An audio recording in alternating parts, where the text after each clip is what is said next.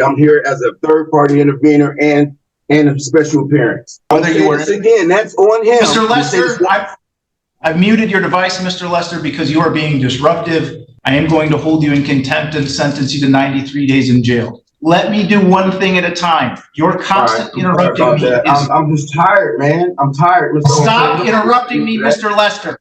Damn. And so I'm going to deny the request for a personal recognizance bond. That's crazy. Today we've got a seriously wild case for you. This intense court hearing features Mr. Lester, a self-proclaimed sovereign citizen who truly believes he's above the law. Things get heated fast as the judge doesn't hold back, and it turns into a full-on verbal showdown.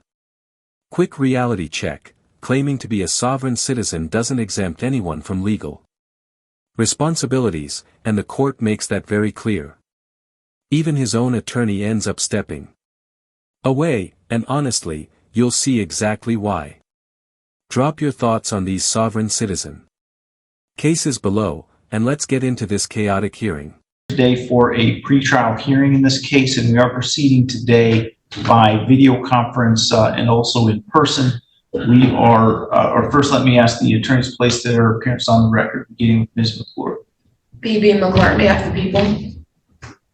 Your Honor, Michael Dagger-Margosian for Mr. Lester. All right, and Mr. Dagger-Margosian, where do we stand with Mr. Lester's case today? Your Honor, at this point, I don't, there's a breakdown of attorney-client relationship. I can't move forward and represent Mr. Lester. I've, without getting into the details, obviously those are privileged, but it's clear that Mr. Lester either needs to move forward pro se, and I can certainly be on standby, or I can conflict this out, but our office is not going to be able to represent Mr. Lester. Yeah, I would like the ACLU to forward. I forwarded everything to the ACLU. They already have my file and the Civil Rights Commission. Mr. Lester, I'm sorry, but the microphone at the jail is really bad. There's a bad echo there. Can you hear me, can you hear me now? Yeah, so I can hear you. The issue is if you could talk not quite so loudly, because it's an echo in the room that causes the problem. I'm in the ACLU and the Civil Rights Commission already are on this. You can move my file to those. I have sent them my complaints. I've also got the failure to appear, what I was picked up for in the first place, was dismissed. And Mr. Margosian is trying to move forward with a trial, and I'm not feeling that. I want to move for an immediate dismissal because I was harassed for 3 days, and they already have wind of this. There should be they should be asking for the body cams from August 2nd as well as the 4th. I still haven't went over any evidence. So the Civil Rights Commission has my paperwork, and my affidavits rather, and the ACLU is on standby as well. I just rather for my whole file to go to them and let them represent them, let them take a look at what's going on. I don't have any transcripts. I haven't talked to Mr. Margosian since then. I had to have the jail email the courts for a court date because I've been sitting here for so long. Like I said, the failure to appear got dismissed. That's what I was picked up for originally. Okay, so Mr. Lester, you've been charged with possession of methamphetamine and 2 counts of assaulting, resisting, obstructing a police officer. Now things start making a lot more sense. This guy isn't just arguing for fun, he's actually facing a methamphetamine charge, which adds a whole new level of chaos to the situation. What follows is unreal, as he starts making bizarre demands for a special lawyer.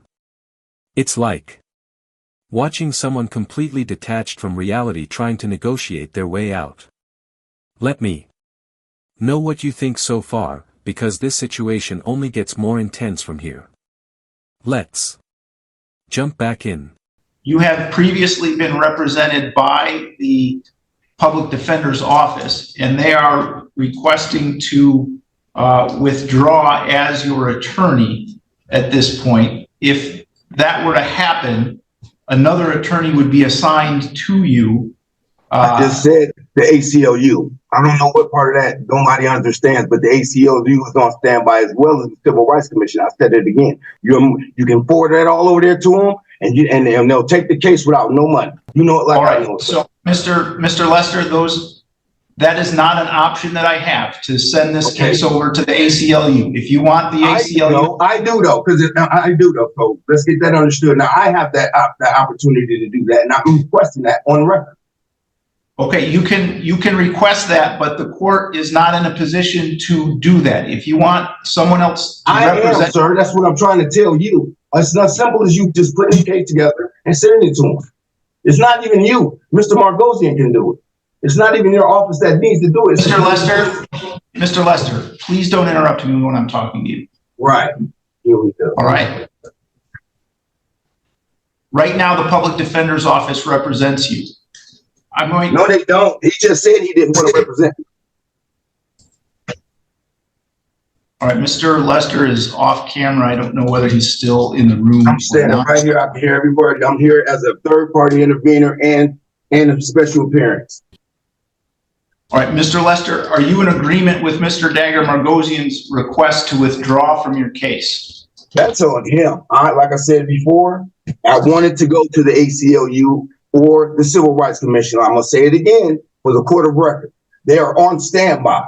They already know about all of this. I shouldn't have never been picked up in the first place. I was harassed for 3 days. 3 days. And you have the transcripts right there in front of you when the officers admitted that they just...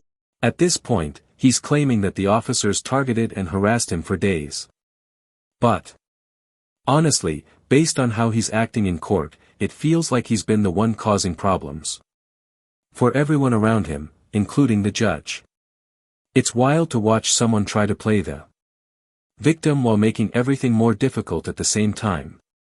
These sovereign citizen arguments just keep getting more unbelievable. Do you think he actually believes what he's saying, or is he just trying to frustrate everyone into giving up? Let's continue. And it's in the police report. Mr. Lester, I need a yes or no answer to the question of whether you were... Again, that's on him. Mr. Lester, I've muted your device, Mr. Lester, because you are being disruptive and you are not allowing this court process to continue. I'm going to give this one more opportunity. I'm going to unmute your device. I'm going to ask you the question. If you don't answer, or if you continue with this disruptive behavior, I am going to hold you in contempt and sentence you to 93 days in jail. Very unprofessional. Mr. Lester, are you in agreement or are you not in agreement with Mr. Dagger Margosian's request to withdraw as your attorney? Well, if you please, yeah, I'm in agreement. If you please send that file over to the ACLU, please. I'm in agreement with that. Mr. Margosian, are you in agreement with you send that over to the ACLU, please? Can I get like a contact information? I mean, I don't just send a file to okay, yeah, but you know where the ACLU's office is. I can get that to you. Yes, no problem. We can go off screen. I can get that to you. I have it right here in front of me. No problem. No problem. And if that for whatever reason, I mean, that's outside the normal. Man, I'm not. It's as simple as saying my rights have been violated. You know that. We're not going to keep going back and forth. I'm not doing it. All right. Mr. Lester, please stop. So Mr. Lester has consented to Mr. Dagger Margosian withdrawing as his attorney. If there's some arrangement for Mr. Dagger Margosian to send information to the ACLU, that is, the court has no control over whether he is going to do that, and the court has no authority to require him to do that. And Your Honor, what the court is required to do under this process is to provide for the appointment of a special public defender. If Mr. Lester can get the ACLU to represent him, then you need to make arrangements to do that. And if there's an appearance filed by the ACLU, then they are welcome to represent him. But as it stands now, he is without attorney, and the court will make the appropriate arrangements to have a special public defender appointed. If the ACLU wants to substitute in place of that person, they are welcome to do so. Yeah. I also like for a PR bond. I've been sitting here almost 180 days. My bond is ridiculous. My family's not going to be able to pay that. All right, I will adjourn this case to February 7th.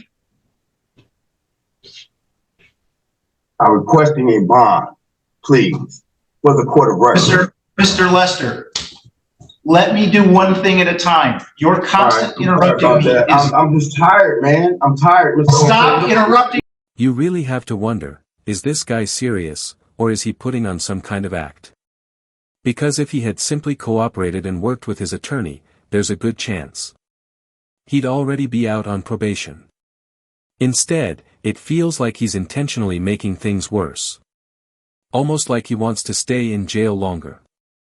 The way he keeps pushing the judge's patience is unbelievable.